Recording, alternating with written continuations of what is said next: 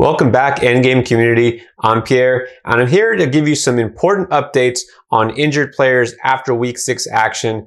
All right, so let's start with just really bad timing here on the part of the Cleveland Browns to have both of their starting running backs injured at the same time. You know that Nick Chubb not only had an injured calf and missed Week 6, but on IR, going to miss at least 3 weeks. Kareem Hunt, late in the game, got hurt on a non-contact injury. And it was the exact same injury. It looks like he's got a calf injury now. Thankfully, not a torn Achilles. Okay, so that's what some people feared, especially when he was carted off the field. So not a good sight, but we're hearing it's not an Achilles, it's a calf injury. But there's a good chance he's also on the short-term IR, going to miss at least a week, if not several. We don't know, of course, too early to speculate on that, but be prepared to be without Hunt and Chubb for the coming week, if not more. So who do you pick up instead? Well, right now it looks like D'Ernest Johnson is the Browns' starting running back. Now, he did have a little bit of action last year when Nick Chubb was on IR, but it was all Kareem Hunt. Really, Johnson looked like an enticing waiver wire pickup with that 1-2 punch that the Browns used. It didn't happen. He really did nothing. But now he gets the backfield all to himself. So look, if you're a Hunt and or Chubb owner and you are desperate, you might want to look into Johnson. But again, keep your expectations a little bit low. Now, I also think it's important that you know about this. Antonio Gibson, it's really not getting publicized enough. I don't know why, but he's been battling a bunch of injuries, had that turf toe throughout the preseason, and now he has a shin injury that he's been kind of battling, and we're hearing that there's a stress fracture, and some people, again, not confirming this, I'm not a doctor, I'm not trying to play one, but some people saying that maybe it's worse than we know of. There could actually be a fracture there. So if this is something that is not only bothering him, but could be more serious than we know of, this could keep him out for a while. And if nothing else, the team might shut him down temporarily to let him actually heal. So you definitely have to be on watch there for Antonio Gibson. Be prepared to be without him, worst case scenario.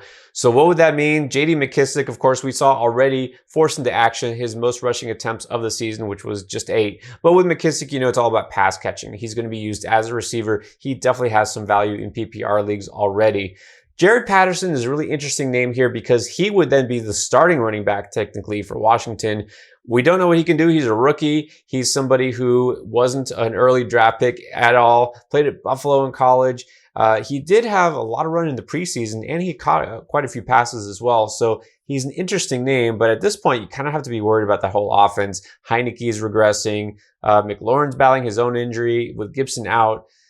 You have to just kind of wonder how effective any running back will be in that backfield. So McKissic, definitely somebody to pick up on waivers if he's available. Patterson, kind of somebody to watch in deeper leagues. If Gibson does go on IR or at least is out for the coming week, you can consider Patterson. All right, we're going to move on with some more injured players that you need to know about, keep you abreast of all the most important news heading into Week 7.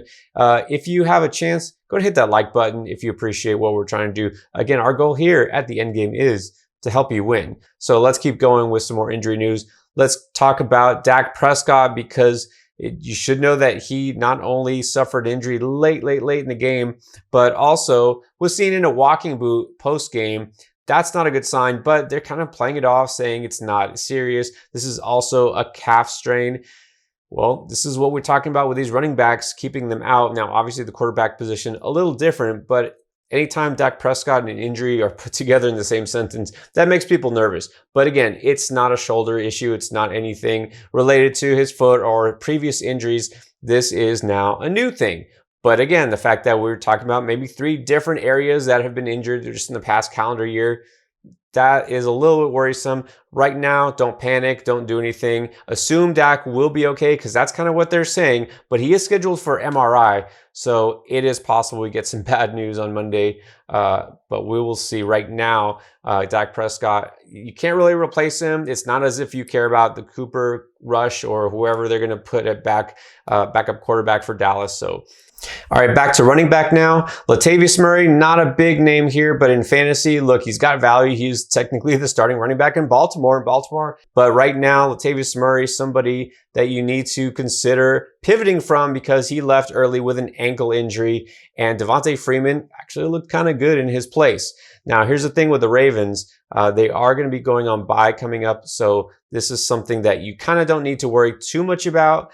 But, you know, with Murray, the ceiling wasn't super high anyways. He was mostly getting by on touchdown upside. He's not catching passes. You know, his rush attempts were going to be limited. So he goes from like a marginal RB2, more of a high-end RB3, to someone now that you might consider just either stashing if you have room, or even dropping if this injury does seem like it's going to take some time away from him to play, because Baltimore all of a sudden has other guys they can put in there. They don't need him. So anyways, something to look out for there with Murray. If you need another running back, feel free to move on if you have somebody you'd rather pick up on the waiver wire. All right, before we move on with some more injury news, don't forget, guys, if you want to support us, besides hitting that like button, consider becoming a patron. It's quick, it's easy, and it's really cheap. Honestly, we're trying to give you the best content possible, and we can do that by giving you our very own Start Sit Advice show every Sunday morning. Saturday nights, of course, open to everybody, but Sunday morning, just for our patrons, you have our undivided attention for up to 2 hours before kickoff, where we can talk about anything related to your fantasy team, because we care about your fantasy team. Again, our goal is to help you win, so help us help you. All right, now Kadarius Toney is definitely an interesting name after he exploded out of nowhere for 10 catches and 189 yards last week. He absolutely let you down if you started him this week, and part of that maybe not his fault because he was injured, but maybe we should have seen this coming, because remember, last week in his monster game, he left early because he got a little swing happy throwing a punch, okay? But also, we did hear from last week that he had a leg injury that we didn't really notice on the field, but there was something that people thought, well, it might be serious. But then they cleared him. He was fine. He played in this game, but he didn't last long. He left again with a leg injury. So this is something that could keep him out. Obviously, it's bothering him to the point where he had to leave early. Sterling Shepard is back anyways, and he, again, just automatically resumed the position of being the top target on that team. Darius Slayton didn't play, but he might be back next week. So it looks like Toney's window of opportunity has slammed shut really quickly. Again, not saying he can't be a factor the rest of the season, but with this injury and, you know, basically the way the Giants offense is looking anyways, I would say that Toney isn't really an absolute must hold if you're in a shallow league. Of course, if you do have the space, you keep him just because of that upside he flashed. But again, we can't count on him as being a consistent option. I would much rather have Shepard if he's available on waivers instead of Toney. And then a couple other receivers here for Indianapolis. So T.Y. Hilton hadn't played yet in the Carson Wentz era in Indy. He's been on IR. Came back, looked good, 80 yards, including a 52-yarder. Looked like it was back to the old T.Y. Hilton. And then it's kind of back to the old T.Y. Hilton because he got hurt again. So he left early with a quad injury. Again, this team is saying that it's not serious, playing it off. He might be fine next week. We'll see. But it's got to be worrisome that, again, this guy that keeps getting banged up, like I said, just made his debut and already getting hurt again. You know, he's not a spring chicken anymore. So just keep that in mind. Watch, you know, for news updates and practice updates on T.Y. Hilton. And then the other Colts receiver here, Parris Campbell, also left early, much earlier than Hilton did, with a foot injury after he caught a 51-yard touchdown. So they just can't catch a break here. The Colts having some issues there, but you know, it just kind of reaffirms that Pittman is the alpha here in Indy. He's the receiver that you want. Mo Alley-Cox, I guess if you need a tight end and you're desperate, which aren't we all? But again, right now, Hilton kind of looks interesting, but the fact that he's banged up again is not encouraging.